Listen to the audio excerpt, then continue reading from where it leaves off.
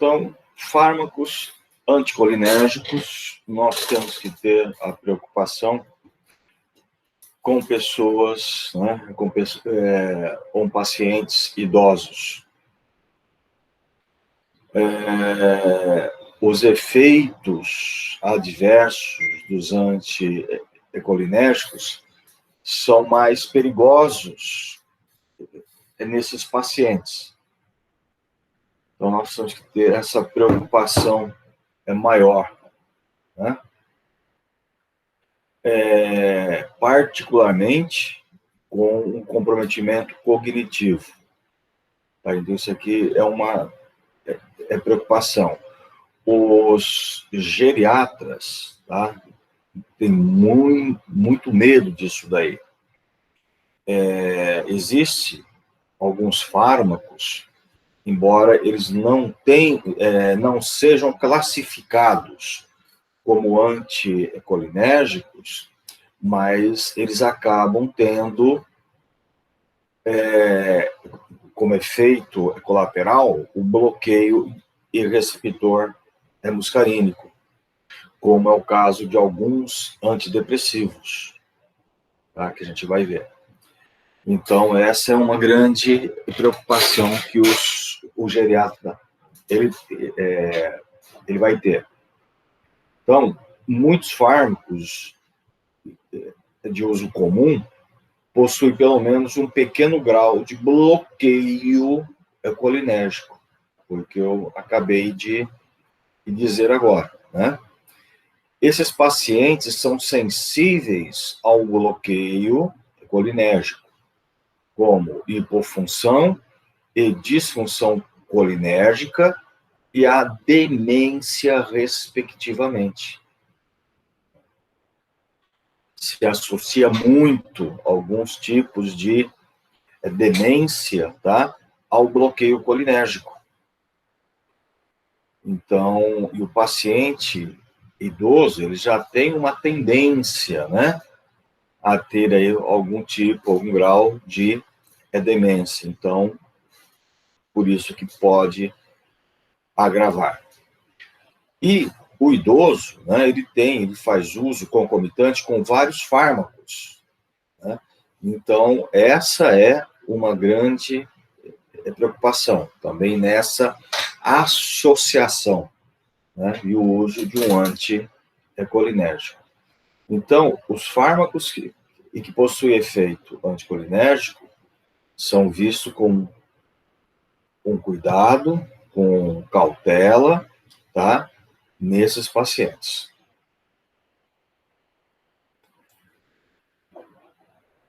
Outros antimuscarínicos foram aprovados para o tratamento da bexiga hiperativa, né?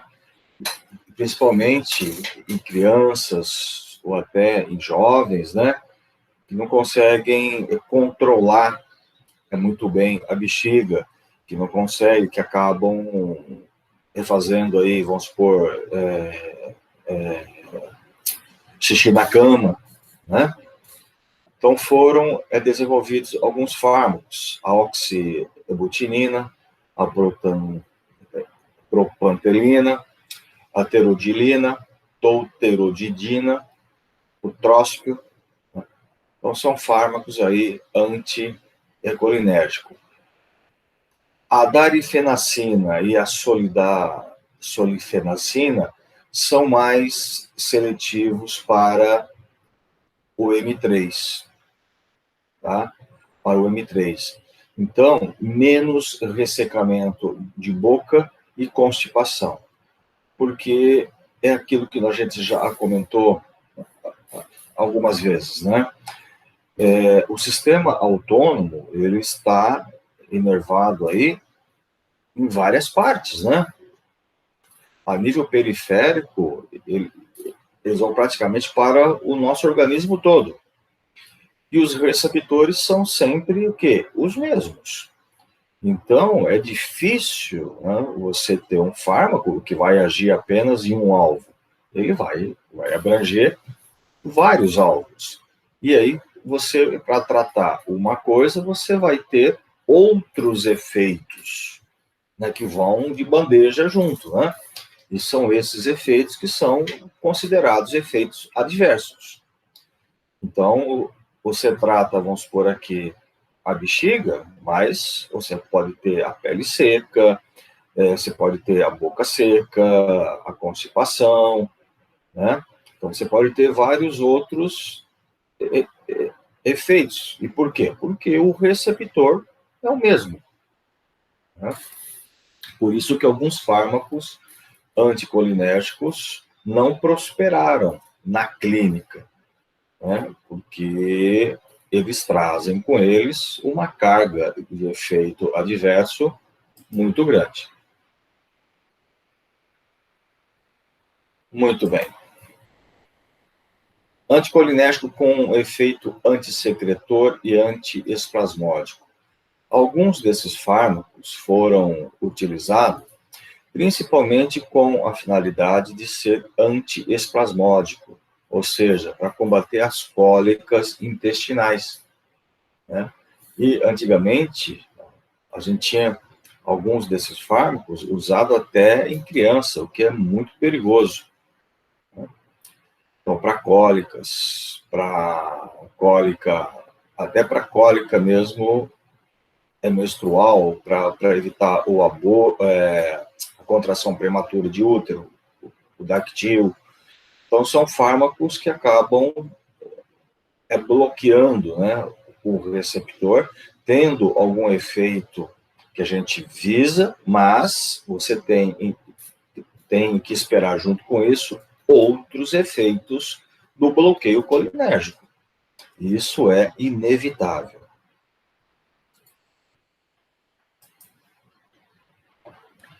Esses fármacos anticolinérgicos com efeitos sobre o sistema motor extraepiramidal e salivação são fármacos antimuscarínicos, né, anticolinérgicos, bloqueadores muscarínicos de ação central. Por que isso? É para combater os efeitos parkinsonianos, os efeitos motores, principalmente provocado pelo Parkinson.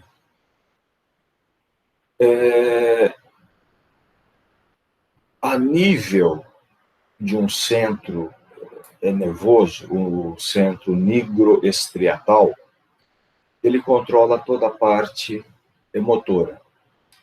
E lá, um subcentro, nós temos dois mediadores. Nós temos a dopamina, que é inibitória, e acetilcolina, que é excitatória. Então, isso fisiologicamente acabam se regulando. A doença de Parkinson é uma degeneração de vias dopaminérgicas, né? Então, você acaba perdendo neurônios dopaminérgicos. Então, você acaba perdendo a dopamina, que é inibitória sobre a área motora. E aí você acaba, então, prevalecendo a acetilcolina, que é excitatória. E aí você acaba tendo uma excitabilidade aumentada na parte motora. Por isso que gera o tremor, por isso que gera a rigidez muscular. O Parkinson leva a tremor, a dificuldade de deglutição, né? A um excesso de salivação e uma rigidez muscular, né? Você não consegue fazer isso aqui. Você faz, a gente chama, movimento em catraca, né? Então, essa rigidez toda, provocada pelo excesso da atividade colinérgica, é central. Então, esses fármacos de ação central são fármacos para combater esses efeitos extrapiramidais, os efeitos parkinsonianos, né, para amenizar a rigidez muscular, os tremores, né? Só que são fármacos que bloqueiam toda a atividade colinérgica central e acabam também agindo em outras áreas. E aí, produzindo também alguns efeitos. O bloqueio colinérgico central leva, tá, a excitabilidade de alguns outros centros. E aí você acaba tendo alucinações, né, viagens, né? Então, esses fármacos podem levar à dependência, né, por causa desses tipos de efeito.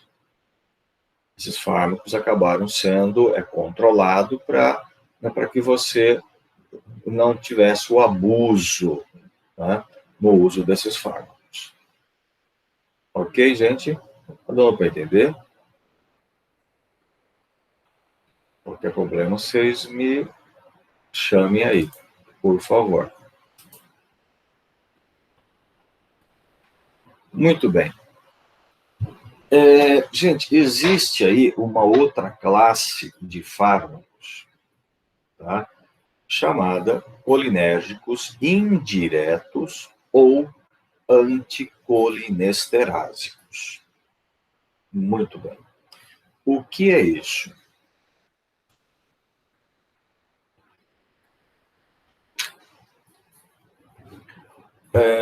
Lembra que nós falamos da sinapse colinérgica. Toda sinapse colinérgica, você vai ter lá o mediador, a acetilcolina, né?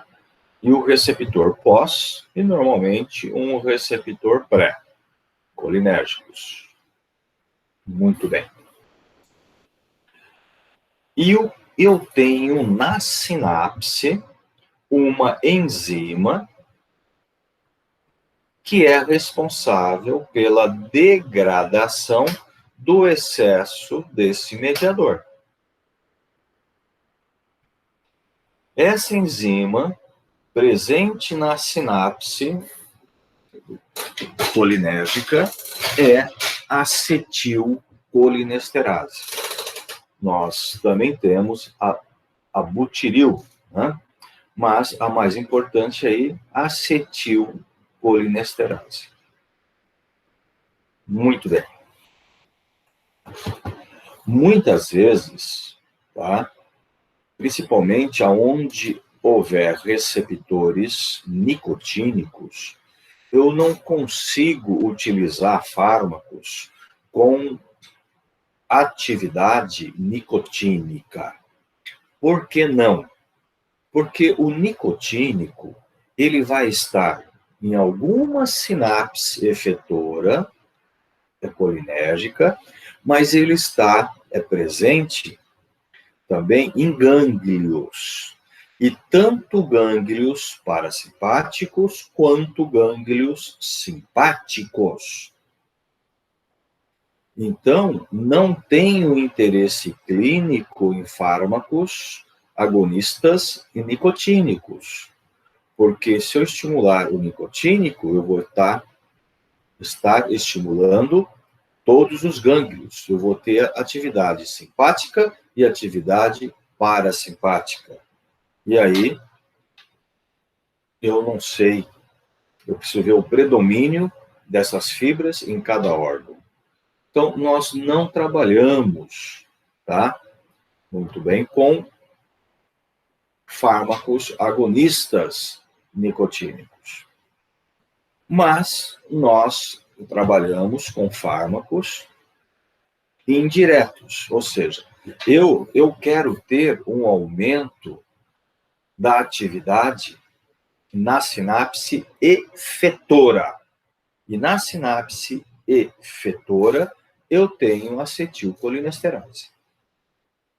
Então, eu trabalhando com acetilcolinesterase, eu posso ter redução ou eu posso ter aumento, né, do mediador. E eu tendo aumento do mediador, eu vou ter aumento da ligação dele ao receptor. Então, eu vou ter uma ação indireta. Veja bem, toda vez, tá, que eu vou ter uma ação, tá, em um dado órgão, eu tenho um fármaco que é agonista muscarínico. Bom, se ele é agonista muscarínico, eu subentendo que ele é um agonista, porque ele age diretamente no receptor. Então, eu não preciso falar que ele é agonista direto, porque eu já... é agonista muscarínico? Ótimo, então ele age em muscarínico. Ok? Mas eu posso ter um agonista, ou melhor, aí o termo nem seria agonista, não posso usar o termo agonista. Falar, eu tenho um fármaco, ele é colinérgico, mas ele não age no receptor. Ele produz o efeito colinérgico, mas ele não age no receptor. Ele aumenta o mediador e o mediador que aumenta a ligação ao receptor. Opa, então esse fármaco é um fármaco colinérgico indireto. Indireto. Ele provoca o efeito colinérgico sem se ligar ao receptor. Então, é de uma forma indireta, através do mediador. Entenderam isso, gente?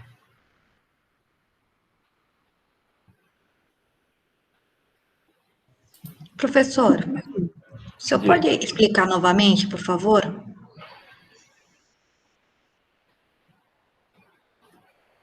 Sim. Em uma sinapse, no caso aqui, é colinérgica, né? Eu posso ter o efeito colinérgico de duas formas. O efeito colinérgico, ele pode ser direto ou o efeito pode ser indireto. Toda vez que nós falamos em efeito direto, direto aonde? Direto ao receptor. Então, um fármaco agonista, ele age no receptor. Ele age diretamente no receptor. É uma ação direta. Ok? Então, vamos supor, eu tenho um fármaco que provoca aumento da movimentação intestinal, porque ele é um agonista muscarínico. Ótimo, ele está se ligando ao muscarínico do músculo liso intestinal e está aumentando as contrações. Ele é um fármaco colinérgico direto. Ok? Mas eu posso ter também esse aumento da atividade intestinal sem o fármaco se ligar ao receptor. Eu posso ter o aumento da atividade do receptor sem ser estimulado pelo fármaco, mas sim estimulado pelo mediador. Então, quando eu uso um fármaco que inibe a enzima que degrada o mediador, eu estou degradando a enzima. Consequentemente, eu estou aumentando a oferta do mediador. Aumentando a oferta desse mediador, eu estou aumentando a ligação dele ao receptor. E aí eu vou ter atividade colinérgica. Então, veja, não foi o fármaco que se ligou ao receptor. O fármaco, ele inibiu a enzima. Em consequência da inibição da enzima, é que houve aumento da atividade colinérgica. Então, isso eu chamo de fármaco colinérgico indireto.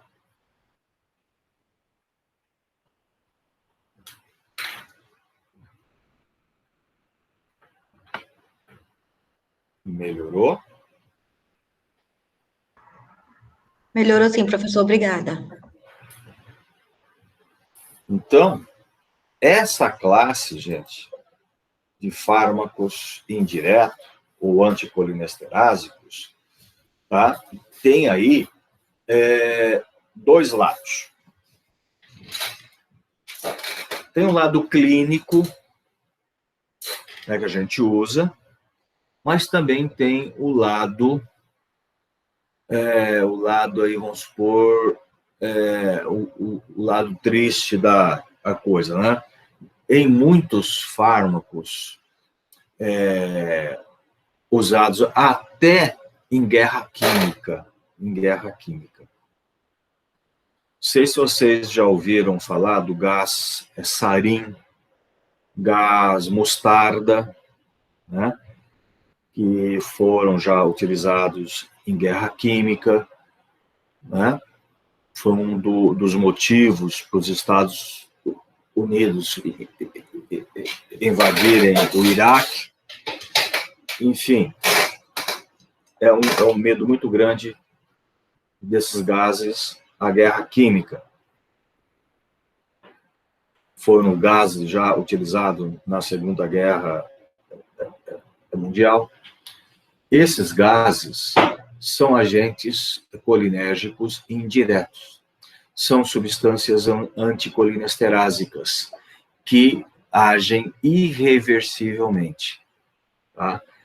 Então, existem fármacos e existem agentes químicos utilizados em guerra e existem também agentes químicos utilizados, tá? Como utilizado na agricultura. Hoje, a grande maioria está proibido, mas ainda tem, né? Produtos utilizados na agricultura que são anticolinesterásicos, tá? Então, eles bloqueiam a ação da acetilcolinesterase sobre a acetilcolina, tá? E suas ações e efeitos farmacológicos são extensões dos efeitos da acetilcolina nas terminações efetoras. E aí tem alguns que são reversíveis e outros irreversíveis. Mas, pô, um agente colinérgico pode gerar a morte? Pode. Imagine só você bloquear toda a sua acetilcolinesterase no seu organismo, a oferta da acetilcolina em todas as terminações nervosas parasimpáticas vão ficar exacerbadas.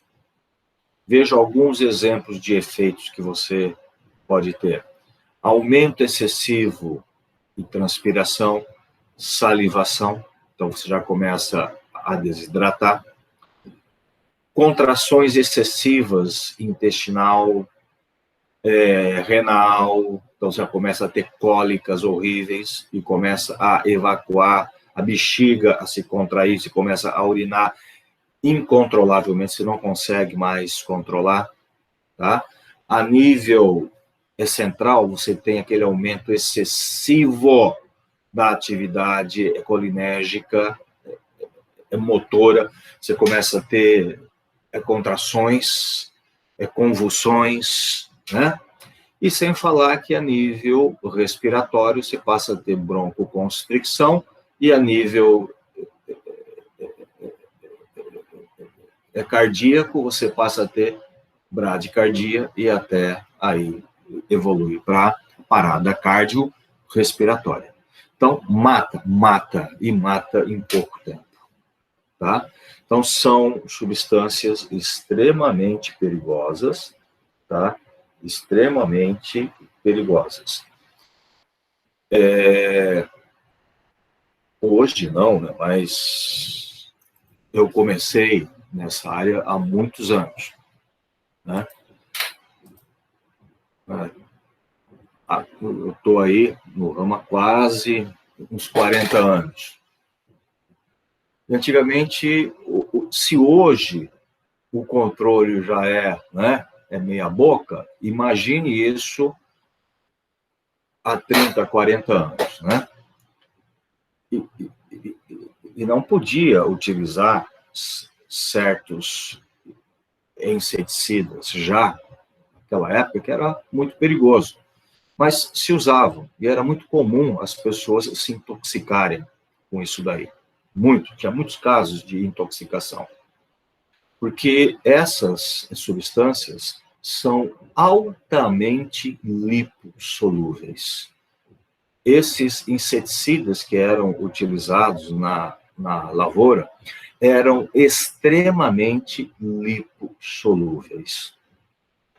E a falta de orientação, a falta de conhecimento, essas pessoas lá no sítio manipulavam esses inseticidas sem o devido cuidado. Muitas vezes a gente utilizamos sem luva, mexendo com a mão e sem luva. Isso absorve, né?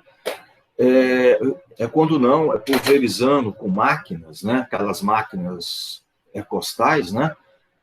Pulverizando. Aí você está num campo aberto, vem um vento e joga aquilo em cima da sua roupa. O camarada está debaixo de um sol escaldante, ele está transpirando, aquela roupa cola no corpo, aquilo vai passar para o organismo, vai ser absorvido. Então, acontecia muitos casos de intoxicação. E o mais grave, muitos óbitos. E por que óbito? Essas pessoas menos esclarecidas, né, deixam para procurar um auxílio médico quando já utilizou tudo lá em casa e não deu certo, né? E vocês até podem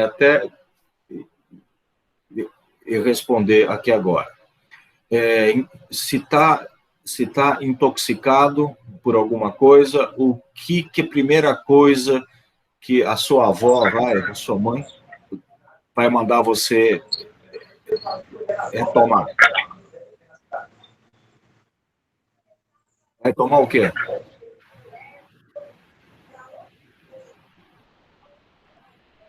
Vamos, gente, aguarda. Leite, professor. Leite. Exatamente isso. Leite. Leite quente. E o leite lá do sítio, né? É aquele leite, né? Encorpado, com bastante gordura, né? Você toma aquele leite, aquela gordura toda, esse veneno altamente lipossolúvel, solubiliza nessa a gordura e distribui mais ainda para o organismo. Então, o leite piora, certo? Piora. E aí, a hora que eles procuravam, depois de 2, 3 dias, muitas vezes já era irreversível, não tinha mais o que fazer e era óbito, infelizmente. E sem falar em alguns casos também criminosos, né? Fazer a pulverização com avião, né? E utilizando esse tipo de inseticida. A gente via muitos animais morrendo, né? Intoxicando comunidades. Enfim, vários crimes já foram cometidos com isso, né? Tem alguns exemplos. Eu não sei se vocês sabem, mas eu também sou piloto de avião. Já trabalhei há muitos anos atrás com aviação agrícola, essas coisas todas. E a gente presenciou, assim, coisas horríveis, né? Então, sabe, é coisa que você, assim, que você não imagina que acontece aí nesse mundão afora. E acontece, infelizmente. Então, essas substâncias químicas, tá, infelizmente, são muito perigosas. São as substâncias anticolinesteráticas. Mas aí tem também o lado farmacológico. Substâncias, né? Farmacológicas, são medicamentos que a gente usa. E por que esses medicamentos? Esses medicamentos que nós temos são exatamente para reverter quadros de intoxicação por agentes anticolinérgicos, né? Como, vamos supor, o indivíduo lá se intoxicou pela atropina, né? Nós vimos que a atropina é um bloqueador muscarínico. Aí o camarada está fazendo lá uma bradicardia, broncoconstricção, você precisa reverter isso rápido. Como é que você reverte isso rápido? Você vai reverter isso utilizando um fármaco anticolinesterásico. Vai lá, você bloqueia a degradação do mediador, o mediador aumenta, vai lá e compete com a atropina e expulsa a atropina. Certo? E existe também algumas patologias, poucas. O caso é uma doença que é congênita, né? Que é a miastenia gravis. Alguém já falou de miastenia gravis para vocês? Lembram de miastenia? Eu não lembro, não. Vocês já tiveram junção neuromuscular, esquelética, o músculo esquelético, em fisiologia, que é fisiopato hoje, né? Acho que já.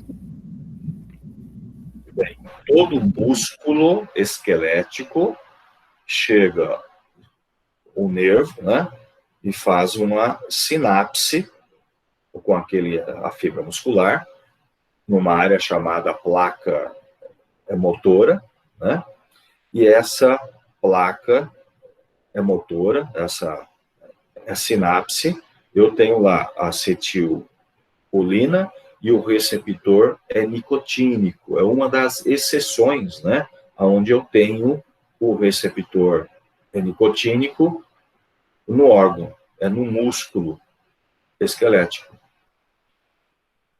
E algumas vezes, tá, pessoas que têm essa doença, ela tem uma deficiência, uma degeneração de nicotínico. Ela perde nicotínico.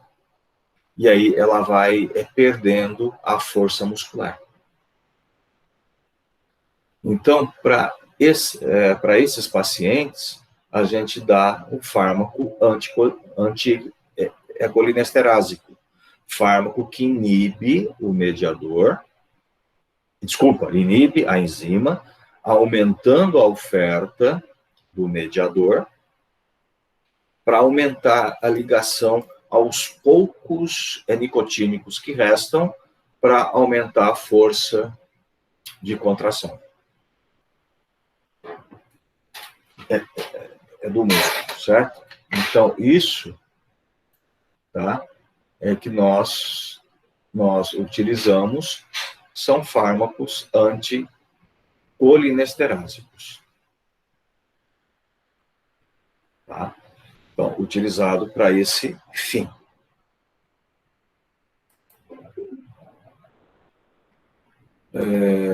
Então, o uso deles para aumento a transmissão na junção neuromuscular, para aumentar o tônus parasimpático, também serve para aumentar a atividade colinérgica central. Tratamento dos sintomas de Alzheimer é tratado com fármacos anticolinesterásicos, para aumentar a oferta devagar de acetilolina a nível central. Tá? Nós temos o hidrofônio, que é usado também para diagnóstico, piridostigmina, neostigmina, ambenômio, tá? Esses fármacos são utilizados para o tratamento. Gente, aquele minutinho só, por favor.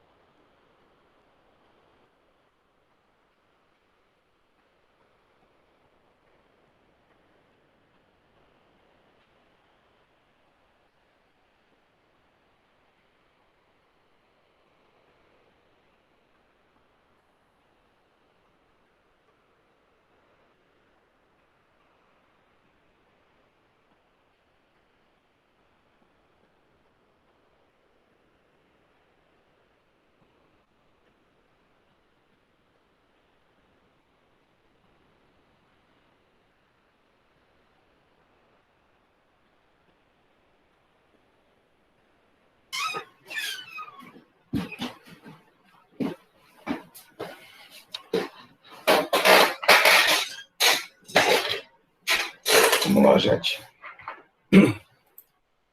Então,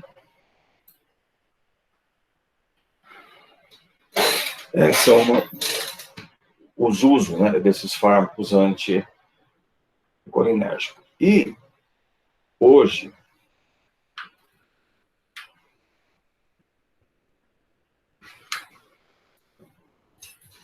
gente,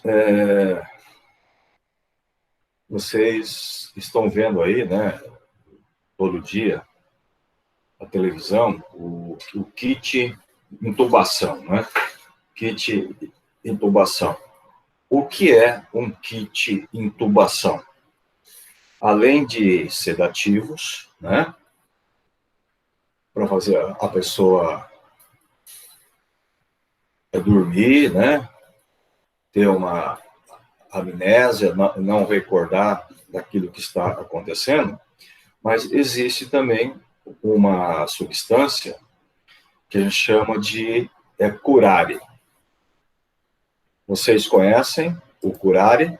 Alguém já falou em curarizante para vocês? Já, para mim já. Você que lembra o que é um curare?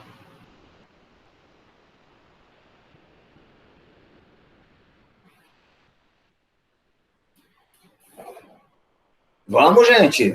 Acorda! Eu não conheço, professor. Oi? Eu não conheço. Nem eu. Não sei se a Carla falou algo sobre isso. Não lembro. Oi? Eu acho que a Carla chegou a mencionar, acho. Eu já ouvi falar. Vamos lá. Tudo começou na observação dos índios, né? Os índios. Observavam que os índios, eles pegavam uma flecha, né? Até isso já apareceu até em filme, né? Você já deve ter percebido, só que a gente não fazia ideia da coisa, né? Tá lá, o animalzinho lá, o índio pega, dá a flechada, a flecha entra lá um pouquinho o bumbum lá do animal, e o animal, ele cai, ele para, ele morre. Pô, uma flecha, né? Que flecha poderosa. Então, aí foram descobrindo que essa flecha tinha alguma coisa na ponta dela. Os índios, eles preparavam um composto de plantas, né? E coloca na ponta da flecha, atira aquela flecha, atiravam, né? Aquilo lá introduzia no animal, era absorvido pelo sangue, né, do animal, e aquela substância paralisava toda a musculatura do animal. Paralisa. Ele não tem força para nada. Não tem força nem para abrir o olho. Só que uma coisa, completamente consciente. Não mexe com a consciência, tá? Foi feito experimento em seres humanos e foi comprovado. Não mexe com a consciência. Então, o animal, ele morre por não conseguir respirar, porque todos os músculos eram paralisados. Então, através dessa substância, é que foram estudando e viram, né, então, que o índio, ele preparava aquela massa e conforme a substância que tinha, era armazenado em potes de barro, ou conforme a substância que tinha, era armazenado em tubos, né, de bambu. Daí veio, então, dois nomes, de poticurarina e de tubocurarina, de acordo com a origem, né? Enfim, essas substâncias são chamadas hoje de bloqueadores neuromusculares. Elas bloqueiam, né, toda a atividade muscular. E para se fazer uma intubação, você precisa usar uma substância dessa, um curare. Só que, evidentemente, de ação curta, né? Mas você precisa dar isso daí para relaxar a musculatura e conseguir fazer uma intubação mais fácil e sem machucar tanto o paciente. Certo? Então, esses fármacos são chamados de bloqueadores neuromusculares. Para você reverter o efeito de um bloqueador neuromuscular, você só consegue reverter utilizando um fármaco anticolinesterásico. Você tem que usar o anticolinesterásico para inibir a enzima, para aumentar a oferta do mediador, tá? E aí sim competir com o curare. E aí você desbloqueia o músculo. Entenderam isso, gente? Sim, professor. A Carla falou isso na aula de alcaloides. Eu lembrei agora. Certo. Muito bem. Tem até um filme sobre isso. O camarada que faz um transplante de coração, não esqueci o nome do filme. O cara vivo. O cara só tomou o curare. Tem uma história também, que eu falo sempre nas minhas aulas, isso daí, que aconteceu aqui perto de nós, há muitos anos atrás, em Bragança, Paulista. Né? Não sei precisar quantos anos, mas com certeza mais de 20 anos. Uma estudante de medicina lá de Bragança foi violentada. Bem, passado lá, tudo certo, ela se formou, ela fez residência em anestesia e tal, e um belo dia de plantão, anestesista de plantão, chegou um indivíduo baleado. E a hora que foi para a cirurgia, ela reconheceu na hora quem era o indivíduo. Ela não fez anestesia. Ela apenas utilizou o curare. Fez a cirurgia toda, tal, e depois, né, as pessoas começaram a investigar o porquê que o indivíduo saiu da cirurgia e completamente transtornado, ficou doido, sabe? Foi uma loucura. Aí começa a investigar, aperta daqui, aperta de lá, e ela confessou o que ela tinha feito. Aí eu não sei o que deu, né? Mas isso foi feito lá. Se eu fosse ela, eu não confessaria, mas nunca, né? Mas tudo bem, cada um faz o que quer. Como dizem, cada um tem o que merece. Esse indivíduo passou pelo que mereceu. Não estou julgando nada, hein? Pelo amor de Deus, hein? Bom, que isso aconteceu, tá? Então, esses fármacos, os anticolinesterásicos, eles são úteis, né, para alguns tratamento, né, e para algum uso emergencial. Como também, né, e em alguns casos, né, de envenenamento, né, por inseticidas, né, algumas coisas a gente precisa, que bloqueiam muito o muscarínico, né, tem casos que bloqueiam, né, demais o muscarínico, você precisa utilizar esses fármacos para reverter. Então, tem esses fármacos. O hidrofônio é um fármaco usado para diagnóstico, principalmente da miastenia graves, que eu falei para vocês. Às vezes, o indivíduo chega com sintomas, né? E o médico tem alguma dúvida. O que ele faz? Aplica hidrofônio, que é de ação rápida e meia-vida ultra curta, dura apenas minutinhos, tá? E a hora que ele aplica, o indivíduo já fala, já na hora, nossa, eu melhorei muito.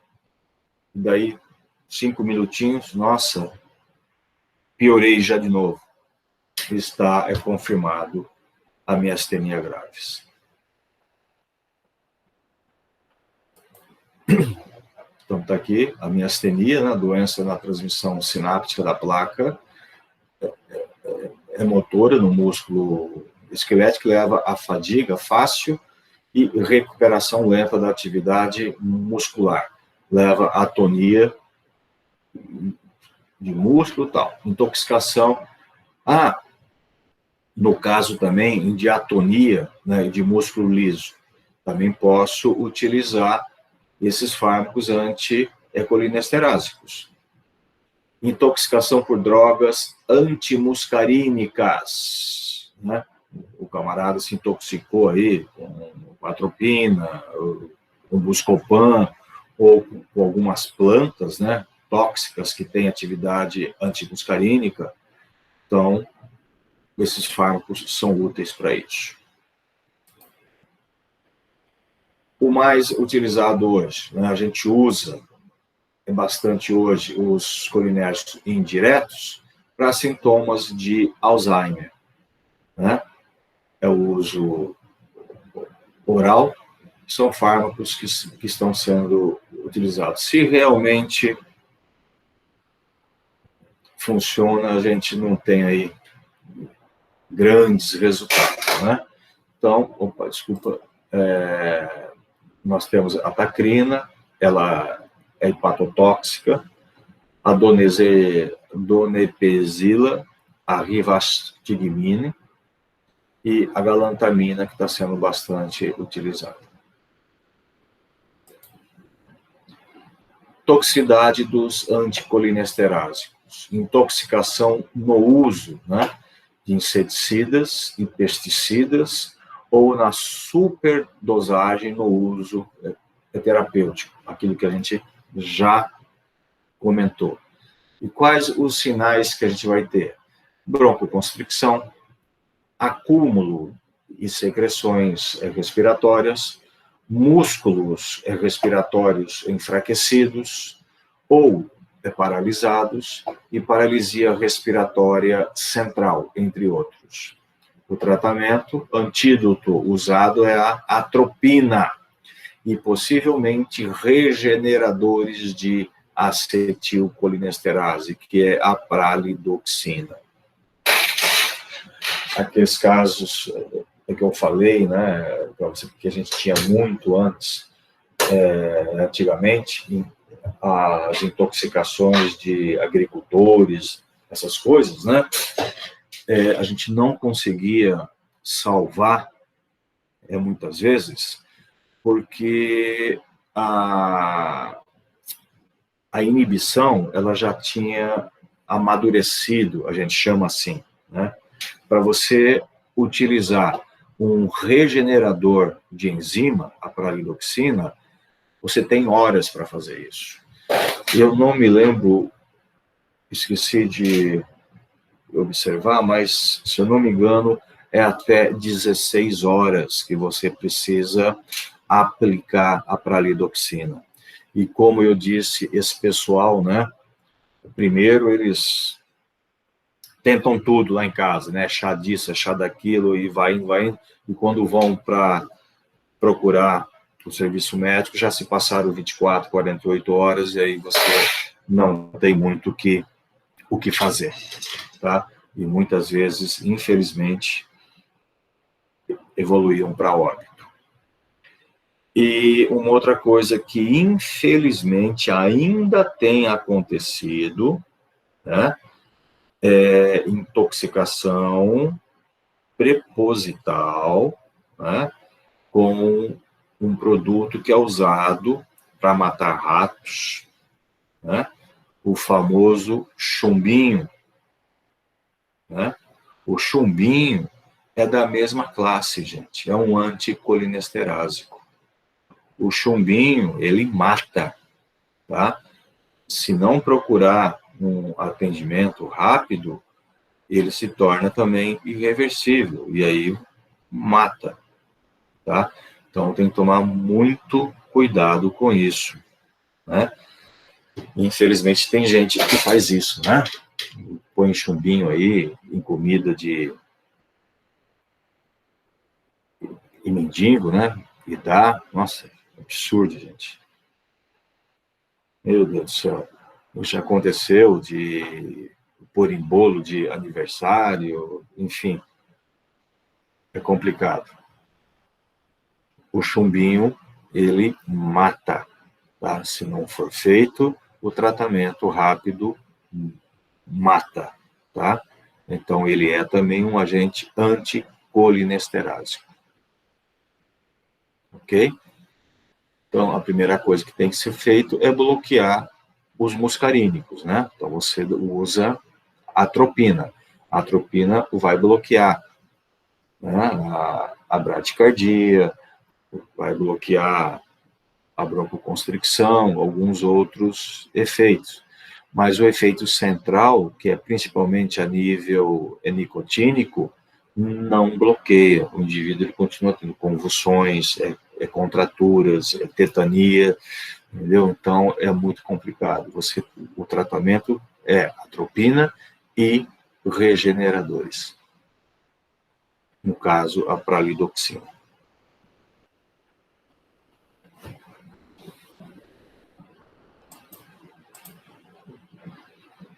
Perguntas? Dúvidas?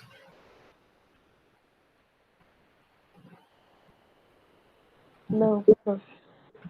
Tudo bem? Tá bom, então. Gente, a aula em si, eu vou